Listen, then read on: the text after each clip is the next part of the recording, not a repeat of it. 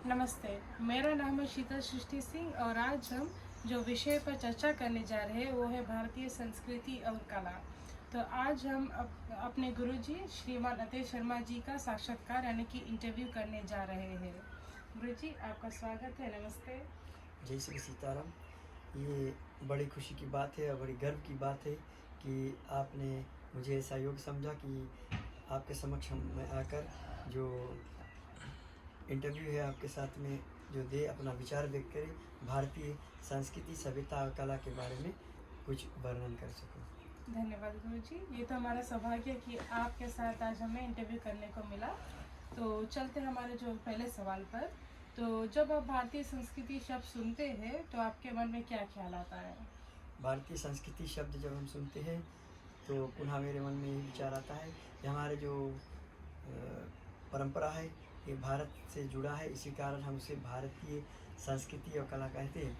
और अगर देखा जाए तो हमारे फिजी देश एक छोटा सा टापू है और पुनः उसमें हमारे जो पूर्वज आए थे पुनः गिरमिट के तहत, तो पुनः वो साथ में वेद शास्त्र इत्यादि लेकर आए थे।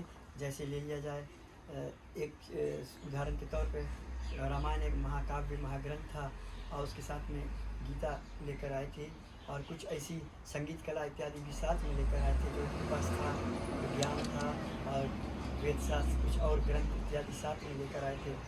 और उसी के कारण से आज हमारी जो संस्कृति सभ्यता जो हमारे जो पूर्वज लेकर आए थे और आज के जो हमारे भावी जो संतान है जो पीढ़ी है वो उसको लेकर चलते हैं और उसी पर पुनः गौर करके और संगीत कला इत्यादि है जैसे नाच गान इत्यादि जितने भी कुछ कला है वो आज लेकर चलते हैं और जहाँ कहीं पर भी जाते हैं तो हमारा एक पहचान बना है। और एक कारण और है कि हमारी संस्कृति सभ्यता और कला के बारे में अगर देखा जाए तो जैसे एक विवाहित महिला है अगर कहीं पर जाती तो हमारा पहचान है कि एक लाल टीका मस्तक पर होता है और सिंदूर रहता है। ये एक हमारे सनातन धर्म और संस्कृति भारतीय महिला के पहचान है, तो उससे पता चलता है ये महिला विवाहित है। अच्छी बात। तो आपके अनुसार भारतीय संस्कृति में कौन कौन सी बातें या परंपराएं हैं जो सबसे ज़्यादा महत्वपूर्ण होती है? भारतीय संस्कृति और बात करें परंपराएं की तो बहुत सी ऐसी चीज़ है जो देखने को मिलता है कि अगर संगीत पे ले लिया जाए, नृत्य पे ले लिया जाए, गान इत्यादि जो है सभ्यता आचरण के बारे में अगर बात किया जाए तो पुनः रामायण के अंतर्गत देखा जाए, रामायण के तहत तो हमारे जो संस्कृति सभ्यता है जो मर्यादा प्रभु श्री रामचंद्र जी ने दर्शाया, जो रामचंद्र जी ने मापदंड को स्थापित किया था और श्रेष्ठ आचरण विचार व्यवहार कहते कि श्रेष्ठ आचरण बड़े लोग करते, छोटे उसका अनुकरण अनुसरण करते। जो कुछ भी संस्कार संस्कृति सभ्यता है वो घर से ही आता है। जब हमारे माता पिता श्रेष्ठ आचरण विचार करेंगे घर पर और बच्चे उसको सीखेंगे और उसी पर चलेंगे, बोले श्रेष्ठ आचरण बड़े लोग करें, छोटे उसका अनुकरण और अनुसरण करेंगे। तो इसी कारण से मैं कहता हूँ कि अगर हम स्वयं सही करेंगे, जैसे कहते हैं हम सभी को सुधार नहीं सकते, पहले हम आप सुधरे फिर दूसरों का सुधार करें। हम स्वयं सही रहेंगे बच्चे देखकर सीख जाएंगे। इसी कारण से कहते हैं अगर हम स्वयं तंबाकू पिएंगे, एक उदाहरण के तौर पे ले लिया जाए, तो हम अगर बच्चों के रोकेंगे तो बच्चा सोचेगा ये अपने समय पी खा लिया और हम लोगों के साथ ये खिलवाड़ कर रहा है और हमको रोक रहा है, तो हम सही रहेंगे, बच्चे देखकर सीख जाएंगे। इसी कारण मैं कहता हूँ। और फिर बात रही और बात करें तो जैसा खाओ अन्न वैसा रही मन, जैसा पियो पानी वैसा निकली वाणी, जैसा आहार वैसा विचार वैसा ही व्यवहार होता है। और बात रही कला के, जैसे इसमें अगर उदाहरण ले तो नृत्य इत्यादि है, जैसे डांडिया इत्यादि है, गरबा है और ऐसे जो दक्षिण प्रांत के लोग जो त्रिकुट्टू इत्यादि करते हैं और भोजपुरी इत्यादि गीत इत्यादि है, जो ये सब हमारी संस्कृति कला के अंतर्गत तहत में आता है। और लाठी इत्यादि का जो कुछ ऐसे से है जो सीखते हैं, पहले के लोग लाठी इत्यादि लाठी चलाते थे। ये सब अभी तो कुछ देखा जाए कुछ जगह पे मिटने लगा है, परंतु ये सब हमारी भारतीय संस्कृति सभ्यता से जुड़ा और नेपाली गीत है इत्यादि ऐसे बहुत सी चीज़ देखने को मिलता है। और जैसे विवाह संस्कार इत्यादि में देखा जाए, हमारे जो विवाह संस्कार है 16 संस्कार के अंतर्गत ये भी एक ऐसे संस्कार है। और उसके अंतर्गत अगर देखा जाए तो पहले गर्भधारण संस्कार आता है, फिर जातकरण संस्कार आता है, फिर नामकरण संस्कार आता है, उसके तहत और ऐसी कई संस्कारें आती है विवाह संस्कार के अंतर्गत भी देखा है तो 8 प्रकार के विवाह संस्कार भी है, अलग अलग प्रकार के। थोड़ा सा कुछ उस पर वर्णन कर दूँ, जैसे प्रजापति विवाह है, और पुनः कहते हैं गंधर्व विवाह है, पिशाच विवाह है, और राक्षसी विवाह, ऐसे कई और है, परंतु मैं थोड़े थोड़े बतलाऊँगा उस पर। और इस पर अगर ले लिया जाए तो छठी का संस्कार जो है, षष्ठी गीत गाया जाता है, जो छठी में जो बच्चे होते हैं 6 रोज पे काजल की प्रतिक्रिया होती है, उस पर भी गीत इत्यादि होता है। तो ऐसी कई परंपरा है। और विवाह संस्कार के अंतर्गत देखा जाए, भारतीय संस्कृति परंपरा से जुड़ा है। तो विवाह इत्यादि होता है जब तेलवान को कहा जाता है, जब तेल लगता है दूल्हा दुल्हन को, उस समय गीत गाया जाता है। और मिट्टी खोदने का प्रतिक्रिया है, उस समय वहाँ से आते हैं, और उसको आप आम भाषा में मतगुड़वा कहते हैं। फिर प्रतिभोज कहा गया, जो भगवान की रात होती है उस समय पुनः हल्दी इत्यादि लगती है। और फिर उनके तत्पश्चात क्या होती है, लावा भूजने की प्रतिक्रिया है, उसमें भी गीत गाया जाता है। और विवाह संस्कार के तहत भी जो गीत गाया जाता है, गाली गाया जाता है, फिर भोजन परोसते उसमें गीत गाया जाता है। ठीक है, तो क्या आपके बचपन की कोई सांस्कृतिक या धार्मिक याद है जो आप आज शेयर करना चाहते हो हमारे साथ? मुझे ज़रूर ज्ञात है। करीबन कक्षा 6 से लेकर कक्षा 7 में मैं था, तो उसके अंतर्गत में मैं ज़रूर गायन इत्यादि साथ में मंडलियों के साथ में, अपने जो मंडली के मुख्य प्रचारक थे उसके साथ में, और कुछ और जो गायन करता थे, संगीत गाते थे, जो कहते कि रामायण के तहत कई प्रकार के जो रस कहा गया, जैसे करुणा रस है, उसमें जो जहाँ राम जी दया दर्शाते हैं उसमें करुणा रस स्वर में रामायण गाया जाता है।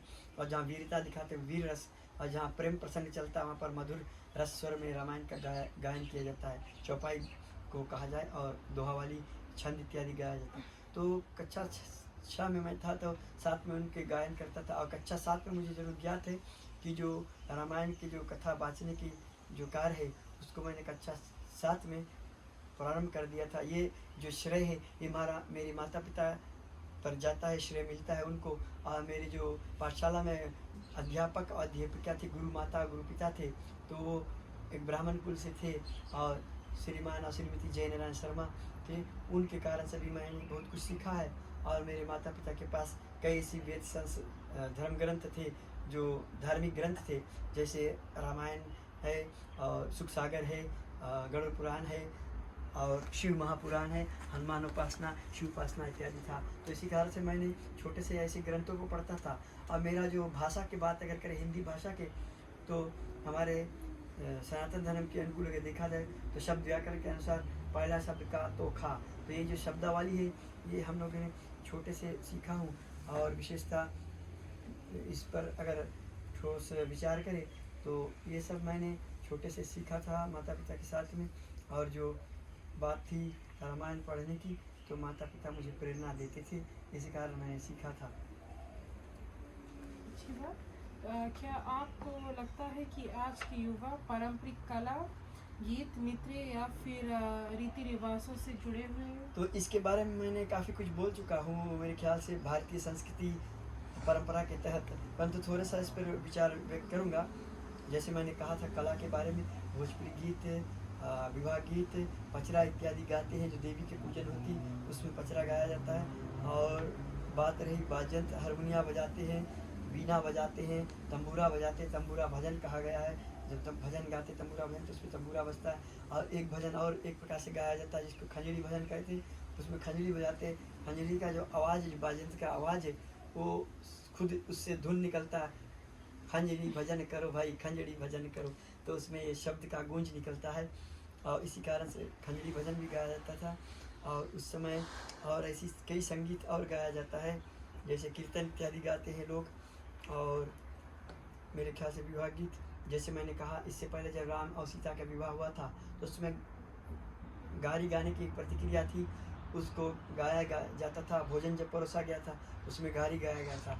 जब उधर से सीता के परिवार, उसके बहन कुछ गाली गाए थी राम के प्रति या लक्ष्मण के प्रति, कहीं खीर खाने से कहीं किसी के बच्चा होता है, तो इसके उपरांत उन्होंने उसके जवाब में वहाँ पर एक गीत गाया गया था, तब फिर उधर से गाली गाया गया था। तो राम जी ने भी कुछ कहा कि कहीं धरती से कहीं कन्या उत्पन्न होती थी, तो उस समय एक गीत गाया गया था जो भोजन परोसे थे, तो तो उन्होंने एक गीत गाया था जो भोज मेरे ख्याल से एक गीत था, लोग वे देत कहे गारी बताई दो बबुआ, भला ये धनुधारी बताई दो बबुआ, लोग वे देत कहे गारी बताई दो बबुआ, राजा दशरथ ने कीन होशियारी, राजा दशरथ ने कीन होशियारी, एक मरदवा के तीन तीन नारी बताई दो बबुआ, लोग वे देत कहे गारी बताई दो बबुआ, भला ये धनुधारी बताई दो बबुआ। तो ये गीत उस समय गाया गया था जब भोजन परोसा गया था, तो उस समय ये रामायण के अंतर्गत ये बात आया था। बहुत सुंदर तरह से आपने एक गीत गाया गुरुजी। और बॉलीवुड फिल्मों और आधुनिक संगीत का हमारी संस्कृति पर क्या प्रभाव पड़ सकता है? बॉलीवुड के तहत अगर देखा जाए तो आधुनिक संगीत से अगर मिलान किया जाए तो इसके पहराव ओढ़ाव जो है, जो हमारे जैसे अगर इस पर ले लिया जाए तो कहते हैं कि जब त्रेता युग था तो माता सीता जब वन गमन किया था, राम जी ने साथ में माता सीता ने एक परंपरा, एक आदर्श स्थापित किया था कि राम जी जहाँ रहेंगे मैं उनके साथ रहूँगा। इसी कारण से माता सीता ने अपने पति के साथ दिया संकट की घड़ी में, और उस समय श्री रामचंद्र जी के साथ वन को जाने के लिए तैयारी कर दिया था और राम के साथ वन में दिया था, और कहा भी था कि जहाँ पर मेरे प्रभु जी मेरे पति रहेंगे वहीं पर मेरा जीवन है, वहीं पर मेरा एक पतिव्रता स्त्री का वही धर्म है, वही परम कर्तव्य है। इसी कारण माता सीता ने जब वहाँ पर साथ में राम के गया था तो ऋषि अत्रि की पत्नी सती अनसुईया माता ने माता सीता को ज्ञान के बाद बतलाया था, और उस ज्ञान के बाद क्या था कि वस्त्र आभूषण दिया था, यानी कि एक विवाहित स्त्री के 16 श्रृंगार में रहना चाहिए। 16 श्रृंगार माने पट आभूषण के साथ में रहे, ओढ़नी इत्यादि ओढ़े, माथे पर टीका, सिंदूर, कान में कुंडल और नाकों में पहनने वाली वस्तु होती है, और आँखों में गजरा, बाल में गजरा, कमर बंद, पैरों में पहनने के वाली जो पैज इत्यादि है, हाथों में चूड़ियाँ, ये 16 श्रृंगार के अंतर्गत आता है। परंतु माता सती अनसुईया ने एक ज्ञान के बाद बताया था कि धैर्य धरा में मित्र और नारी, आपातकाल परखिए चारी, कि धीरज से काम करे, कितनों भी संकट की घड़ी आ जाए जीवन में धैर्य से काम करे, बोले धीरज काम राम के, जल्दी काम शैतान के, और धर्म को ना भूले। सनातन धर्म एक ऐसा धर्म है उसको ना भूले, कभी कितनों भी संकट आ जाए धर्म को ना भूले। मैं संक्षिप्त में वर्णन करता हूँ क्योंकि बहुत समय नहीं है मेरे बोलने के लिए, इसी कारण धीरज धर्म और मित्र को संकट की घड़ी में एक मित्र के साथ देना चाहिए। अगर वो मित्र एक मित्र के संकट में साथ नहीं देता वैसा मित्र के साथ छोड़ देना चाहिए। और नारी का परम कर्तव्य है अपने पति का साथ दे संकट की घड़ी में। जीवन में जब संकट आए तो पत्नी का परम कर्तव्य एक सनातन धर्म के अनुकूल देखा जाए, एक पतिव्रता स्त्री का परम कर्तव्य है कि अपने पति के साथ दे। अच्छी बात जी। तो फिजी में भारतीय संस्कृति को जीवित रखने के लिए परिवार, पाठशाला और समाज क्या कर सकते हैं? देखिए, समाज में अगर देखा जाए भारतीय संस्कृति सभ्यता रखने के लिए पाठशाला में समाज को किस प्रकार से देखा जाए, अपना विचार अगर व्यक्त किया जाए तो इसमें थोड़ा से मैं, जैसे आपने इससे पूर्व कहा था बॉलीवुड के बारे में, तो इसमें भी संस्कृति, भारतीय संस्कृति सभ्यता के अंतर्गत पहराव पर एक विचार आता है कि जब बच्चे अगर छोटे रहे, बोले एक डाली अगर नरम होती, छोटा रहता, उसको जिस ओर झुकाना चाहे उस ओर झुका सकते। तो बच्चे छोटे रहते तो उस समय संस्कृति सभ्यता के बारे में अगर बात करें, श्रेष्ठ आचरण विचार उनको व्यक्त करें तो बच्चे सही पकड़ में अपना जीवन व्यतीत करें। तो पहराव की बात करें तो वस्त्र अगर छोटा वस्त्र होता है, बॉलीवुड में आजकल देखते हैं हमारे जो अभिनेत्री अभिनेत्रा है जो वो छोटे कपड़े पहनते। तो जैसे मैंने कहा था सीता माता अनसुईया ने एक वस्त्र आभूषण दिया था जो कभी मलिन नहीं होता था। तो वस्त्र के बारे में अगर पहराव के बारे में विचार करें तो ये संस्कृति सभ्यता के अंतर्गत आता है। तो हम स्वयं अपने बच्चों के संस्कार दे, सभ्यता दे, छोटे से, अगर छोटे से उनको घर से ही बच्चे सीखते जो श्रेष्ठ आचरण विचार व्यवहार। कहते हैं कि श्रेष्ठ आचरण अगर बड़े करेंगे, छोटे उसका अनुसरण करेंगे। तो ये छोटे से हम सिखाए। और जब पाठशाला जाते, राम जी ने एक ज्ञान की बात दिखाया था कि अपने गुरुजनों माता पिता के रोज सुबह उठ कर उनको माथा नवाते, उनसे आशीर्वाद लेते। तो एक विशेष कहा गया था कि प्रातः काल उठे रघुनाथा, माता ही नावई गुरुपुत्र माथा। तो प्रातः काल उठकर गुरु माता पिता के शीश नवाते थे, आशीर्वाद लेते थे। यह प्रतिक्रिया श्री रामचंद्र जी ने हमारे आपके लिए कर दिखाया। तो सुबह उठे तो अपने हाथों का दर्शन करें, इसमें लक्ष्मी विष्णु का वास है, इसको दर्शन करें और धरती मैया को नमन करें, गुरु माता पिता के चरण स्पर्श करें और सूर्य के नमन करें, तभी हमारा जीवन सही रहेगा। ठीक है गुरुजी, तो चलते हैं हमारे जो आखिरी सवाल पर। तो क्या आपको अपनी संस्कृति पर गर्व महसूस होता है, और क्या आप जो युवा है उनके लिए कुछ संदेश देना चाहते हैं? जी हाँ, मैं इस पर ज़रूर संदेश दूंगा, क्योंकि आजकल देखा जाए हमारे इस युग के इस वर्ग के लोग बच्चे क्या करते हैं, आजकल एक खास मुद्दा बन चुका है जो बीड़ी पीने की प्रतिक्रिया है उस पर आता है।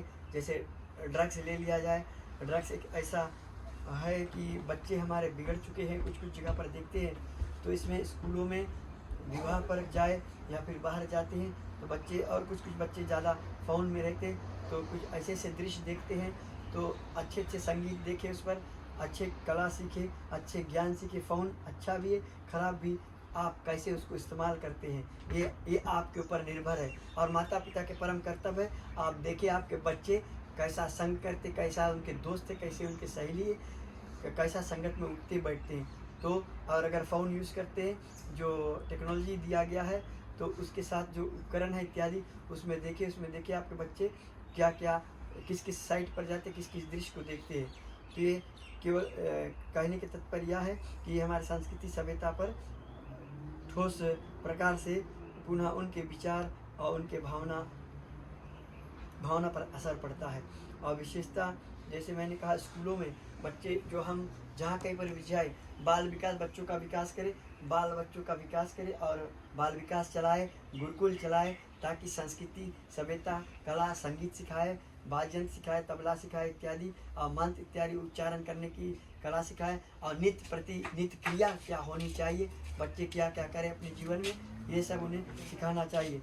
इसी कारण से संस्कृति सभ्यता जो है पाठशाला में भी सिखाना चाहिए। और विशेषकर पाठशाला में जो अध्यापक अध्यापिका है, उनका परम कर्तव्य बच्चों को भी सही हर एक, मेरा विचार है कि छोटे से बच्चों से लेकर सेकेंडरी स्कूल तक, हाई स्कूल तक हिंदी जो भाषा है, जो जिस भी किसी मजहब या जिस भी किसी संस्कार की बात करे, तो हर एक अपने अपने भाषा को स्कूलों में हाई स्कूल तक कंपलसरी करना चाहिए, अनिवार्य करना चाहिए, ताकि बच्चे उसको और सीखे और उसी पर चले, अपना जीवन व्यतीत के। इन्हीं शब्दों के साथ साथ मैं यहाँ पर अपने विचार को व्यक्त करूँगा और यहीं पर विराम दूंगा, क्योंकि ये हमारे जीवन पर यात्रा, ये मेरी सुझाव है कि अपने बच्चों को सही संस्कार सिखाएं, सही सभ्यता सिखाएं। और कहते हैं जैसा करोगे संग वैसा चढ़ेगा रंग, जय संगत से गुण आते,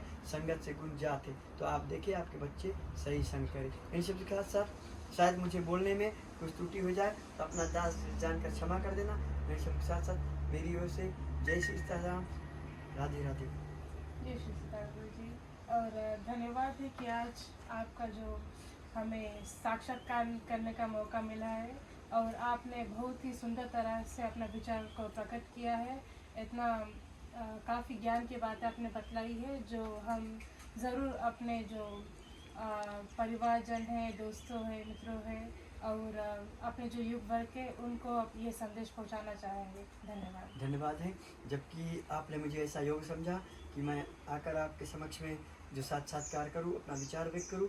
और मेरी ओर से हर एक प्रकार से ये मनोकामना है कि आप अपने जीवन में और उन्नति और प्रगति करें, आयुष्मान बने, कीर्तिवान बने, ज्ञानवान बने, भक्तिवान बने, बुद्धिमान बने, अपने माता पिता अपने गुरुजनों के नाम रोशन करें, और ओजस्वी बने, तेजस्वी बने, बलवान बने, धर्म की रक्षा करें। जहाँ पर कहीं पर भी जाए अपने जो मातृभाषा उसको भूले नहीं, और अपने सनातन धर्म का जो झंडा है उसे ऊंचा करे और उसको फहराए। सनातन धर्म एक ऐसी है संस्कृति सभ्यता इसमें है, और इसके तहत मैं कहना चाहूँगा कि जहाँ कहीं पर भी जाए इसको ना भूले। कभी कभी लोग कहते हैं अपने विचार में कि सनातन धर्म गिर रहा है। सनातन धर्म कभी गिरेगा नहीं, लोग अपने कर्म से अपने विचार से गिरते, परंतु सनातन धर्म सदा से ही ऊंचा है और ऊंचा रहेगा। उसका ना आदि है ना अंत है, उसका पार कोई नहीं पा सकता। ठीक है, जय श्री कृष्ण।